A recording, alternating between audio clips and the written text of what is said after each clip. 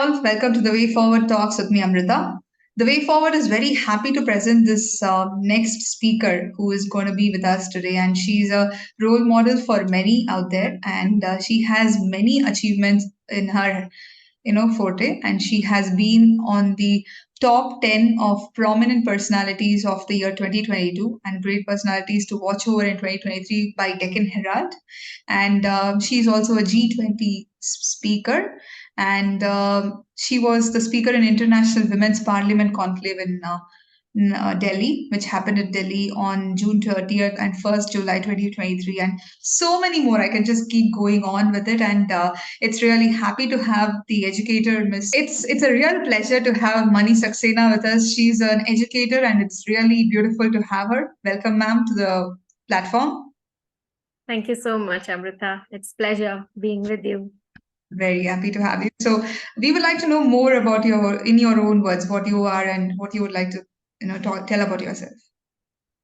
Okay, so I'm an educator, as you said, and I've been into this field for last 18 years now, and I've thoroughly enjoyed my stint. I'm in love with what I have been doing, and probably that's the reason that I have so many associations, so many things which I'm working on, and everything is like just going great.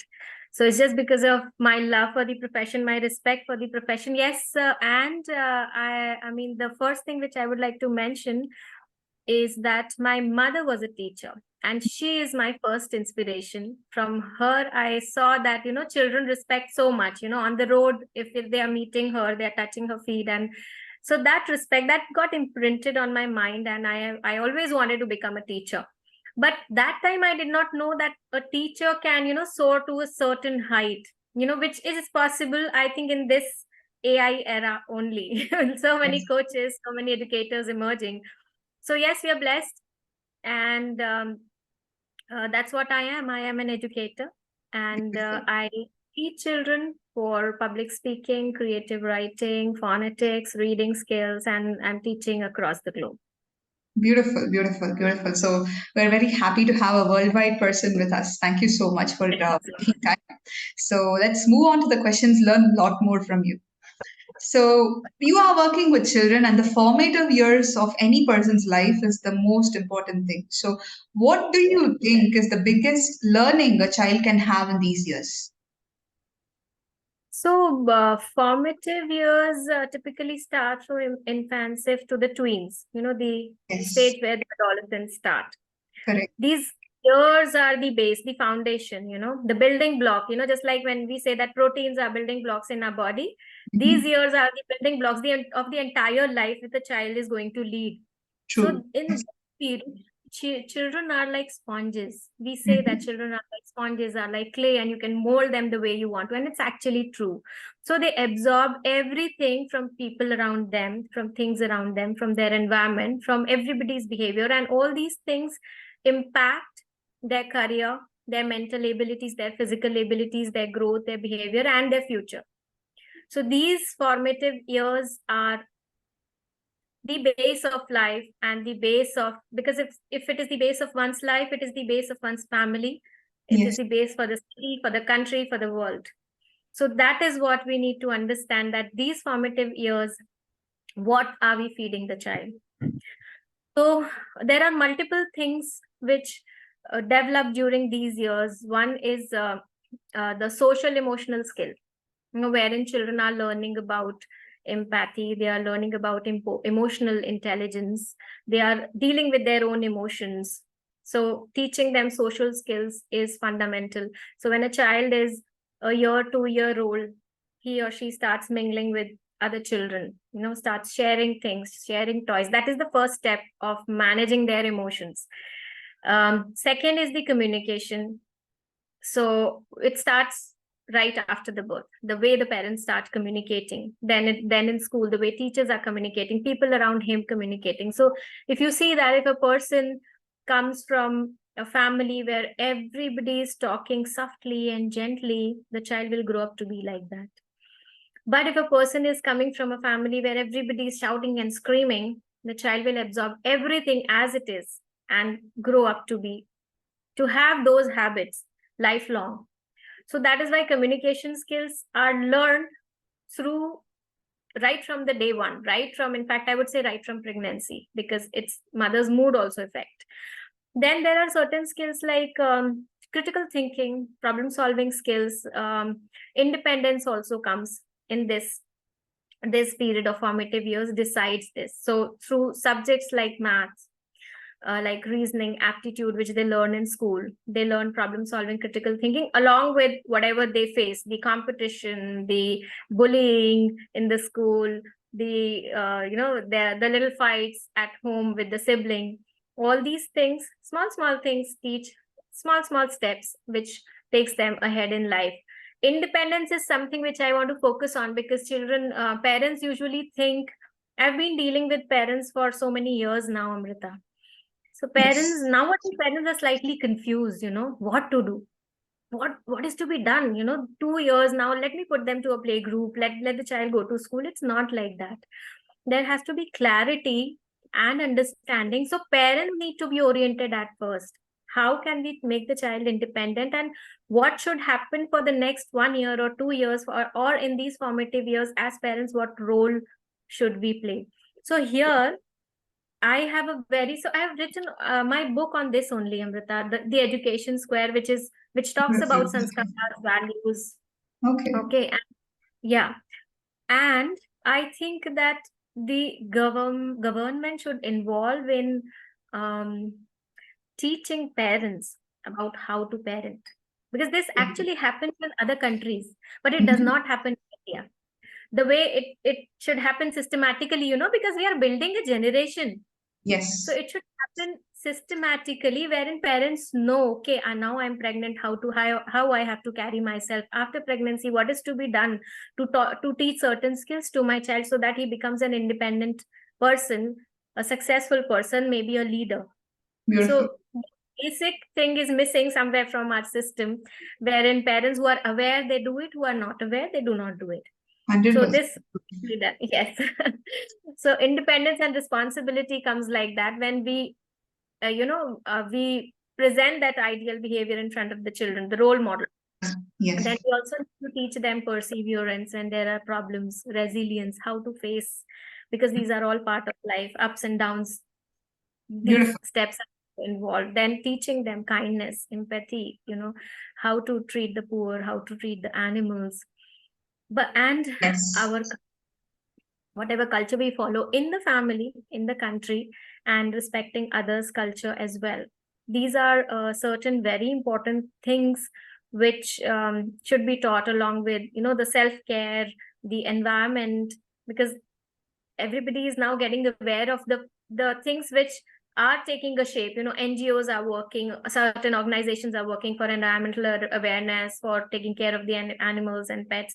This is one thing which I told you, this is being ignored a lot. So probably I might contribute a little, my little, to the world in this way. Beautiful. I think I'm going to These read that book next. I just love the way you communicated that message, and the book spoke to me. I can just see the cover, but it speaks a lot. So amazing! Thank you so much for that beautiful answer. You covered many aspects of a child's life, and yeah, it's really lovely. So thank you. yeah, we'll be having that book link below. So please look onto it, and we can surely. I think it will be useful for many out there.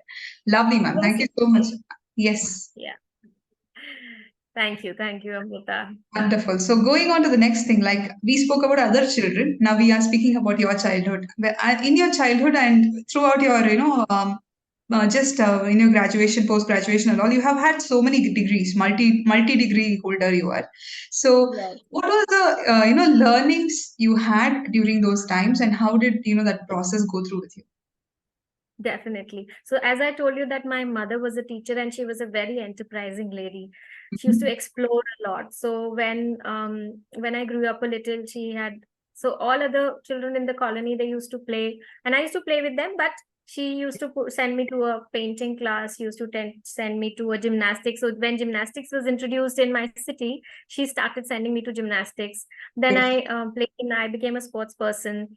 Then I learned Kathak. So she, along with my academics, she took care of giving me the extra skills, whatever was, because as a parent, there was not much exposure at that time as well. So, I mean, hats off to her that when other children were only sitting and doing homeworks at home, she sent me out to learn different skills, which are still helping me. These become embedded in your body, in your mind, which help you throughout your life. So that is what has happened with me, along with the multiple degrees which I have had. So all this knowledge base gives you critical thinking to analyze whatever you do in life, professionally and personally. And degrees helped me to do the research work as well, because when you study, when you go through that educational journey, so many skills are required. Finding the information, getting on to conducting the experiments, all those things. So I got those research skills as well, plus communication. You can see that, I mean, Yes. blessed with that. So all that comes with the multiple degrees and multiple fields of exposure which my mother has given me. Plus one thing she gave me is time management and discipline, because I used to get up, I still remember I used to get up at 5:30, 6:30, my bus used to come. And during college days as well, I used to swim. So getting up at 5:30, going to NCC, because she had, Mhm. I was associated there as well, going to my NCC sessions, then going to college, coming back from college, again going to swimming and coming back at 7:30. So my schedule was fixed. Time management and discipline I learned from there. And then adapting to all that struggle, because as a teenager, I also used to feel that, okay, this is becoming too much for me. But Yes. learn from her that patience, perseverance and adaptability to whatever you are doing will make you, something in life. So this is how it happened with me. Beautiful, beautiful, beautiful. So we spoke about, parents helping the child and growing them. I can see that with your mother, she has guided you so well and you've reached here. That's beautiful. So now how can the other parents who are listening to this, what is your one tip to them to, make their children perform? How can they help their children to perform better? Yeah, so being a parent is not an easy task at all. When you don't have proper guidance, because usually we do what has been done. My in-laws they have been doing certain things in a certain way, so I learned from them, I learned from my parents. But in today's world, this is not enough. When you want to have that holistic development in your child, it is not enough. You should be well read, you should be aware about what's happening around you in the world, how other parents in the world are doing with their children. If you do all these things, um, read and read, that is very important. Get connected to parents whose children are doing well in life. What did they do? So just not thinking that, okay, my child is crying and how to do that poo poo and poopy, because what happens is that after delivery, mothers get busy in all that only, instead of orienting themselves that how can I, feed the brain of my child. This is going to happen, poo poo and pee pee is going to happen for 3-4 years, which you have to do unless the child is independent. But getting stuck onto that is not the solution. Getting over it and understanding what will open up the channels of the brain of my child. Beautiful. That is Okay. so that orientation is important, which will build the confidence of the child, which will foster the growth mindset, which will reduce the pressure, which will encourage intrinsic motivation and all. That is important. So we spoke about education and parenting in India, and we know Mm. that you are also teaching and educating people or students in UK. So you're a global educator. So Mm. how do you see the difference in the education structure and the learning abilities of kids globally? Yeah, so it's not only UK, Amrita. I have taught in Australia, Dubai, Okay. UK, US, Canada. So like couple Mhm. of more countries, English Wonderful. speaking mainly. So what I find there is, the children are more independent. Number one, that is major difference if you're asking about India and other countries.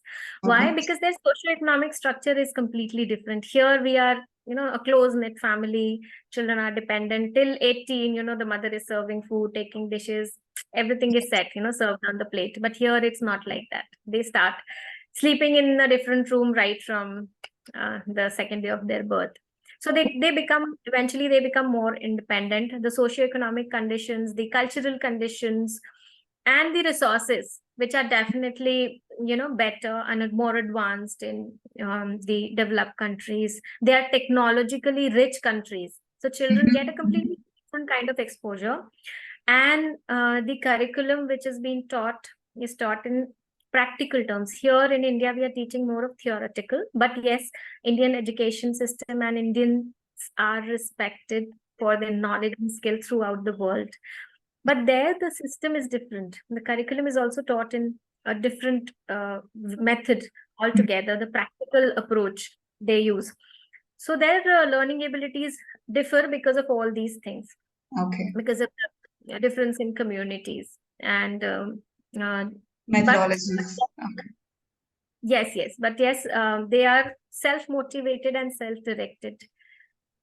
Because here we need to force, homework and this and that. There they do their projects on their own. They have to research on their own.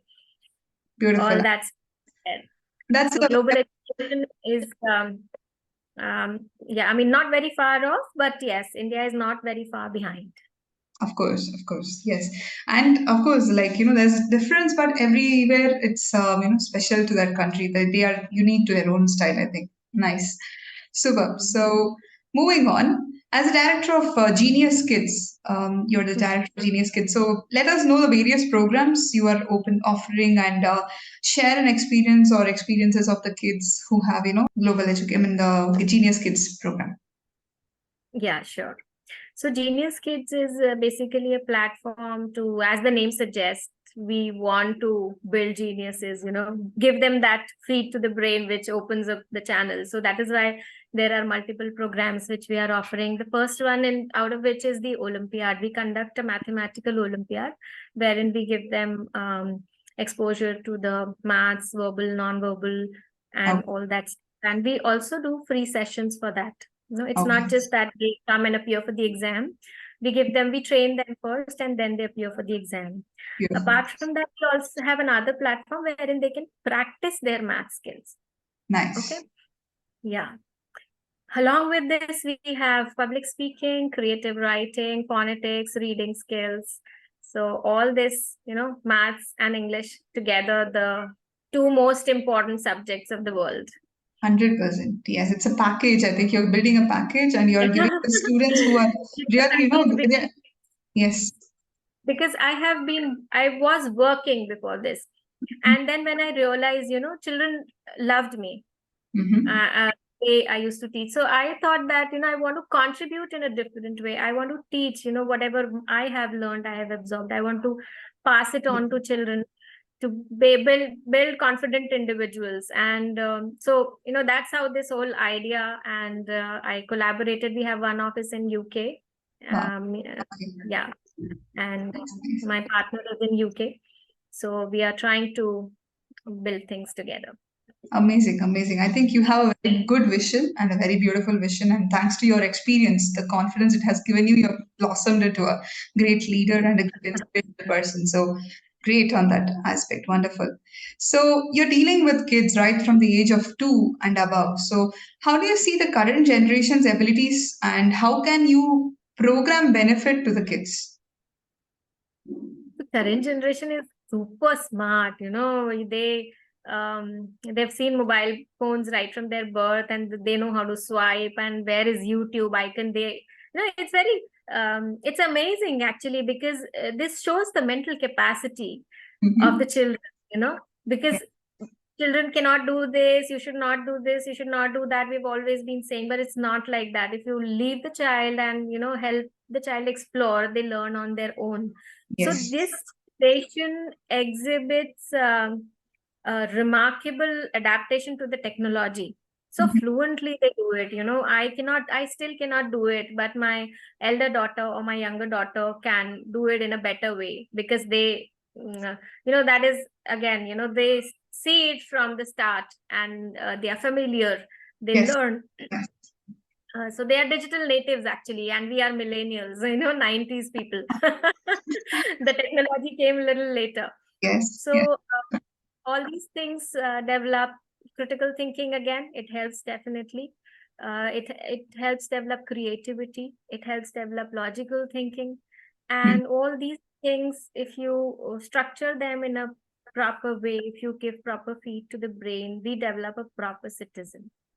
So Wonderful. main focus is about creating value in this generation in a balanced approach, which promotes physical health as well, mental health as well. So I see myself promoting that, Mhm. decades to come. So find a balance is your, I think, key. Find a balance in everything with the present generation. Beautiful, Yes. very nice, wonderful.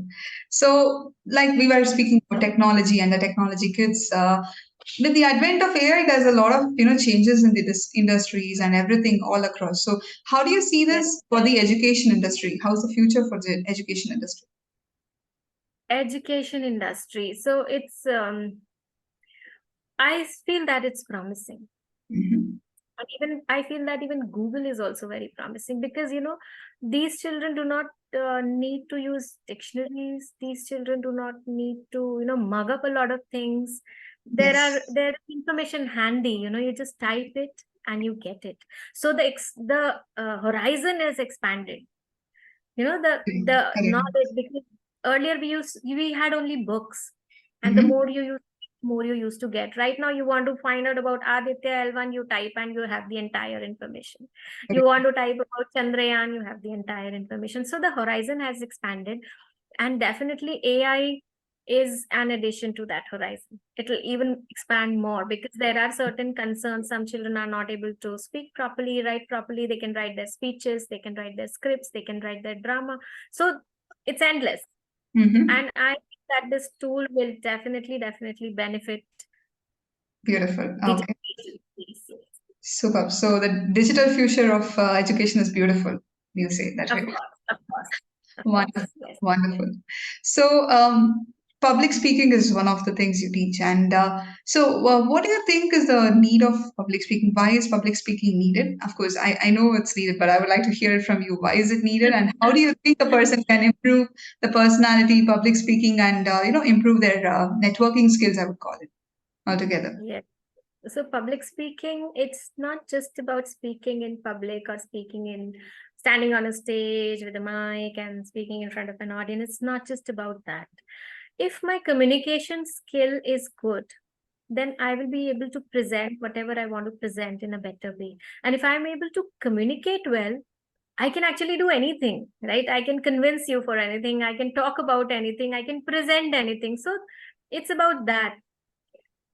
It's about being able to communicate what you want to communicate properly. So Hmm. public speaking is should be done by every individual, because it's a strength. Just like the way you learn cycling, you cannot go out without a car nowadays. A vehicle is a necessity, right? A car is a necessity. That just like that, public speaking, learning that, acquiring that skill is also a necessity, because it expands everything. It expands your vocabulary, expands your communication. It it can give you a good growth in career. You put it anywhere. As a student, if I communicate well, my teachers will get impressed. As a professional, if I communicate well, my bosses will get impressed. As Yes, a salesperson, if I communicate well, I'll be able to sell better. So 100%. it's helpful Yes, in every way. Your correct. body language improves, your fluency improves, your vocabulary, your voice tone, intonation, the way you present, everything just becomes perfect, which is very important for personal growth. Otherwise we cannot grow, because the world is going so fast that if you stop somewhere, you will just get, people are running. Yes, you're going to get pushed and they'll run forward. Actually, yes, Yes, yes, beautiful, yes. beautiful. And the confidence which you get Mhm. through public speaking, you won't get it otherwise. 100%. Yeah. Yes. So, what is the importance of networking? I can ask this question then. Networking. Yes. Networking Networking is a term which is being used nowadays, like just like anything, it's like any other term. But networking has been there. Even if you see history, networking was there. You talk about Ashoka, networking was there. You talk about Chanakya, networking was there. It's just this term that it's like creating a hype these days. So it is definitely important. Being a professional, because everybody has to work. Being a student, even in kindergarten, children are talking to each other, socializing. That is also networking. In school, so that socializing is also networking. So you start learning at an early age, like you talked about formative years. That is what we are learning. Socializing is networking only. And if we are learning that, we'll be succeeding as a professional as well. Because without networking, nothing can happen. Since you mentioned about I have multiple degrees. So what happens is that I know my peers, I know my professors, I know the teachers, I know the teacher community. All this is networking, which helps me in my career as well. Without networking, without communicating your things in a proper way, without having active relationships with people which create value, you cannot either take guidance or get guidance or offer guidance. Because if you succeed, then it is good, very, very good. But if you fail, then also that networking will help you, because that failure will give you a lot of lessons, which will again, you again step forward, and relationship doors will open if your network is strong. So it's not only about networking and developing those relationship in that network is important.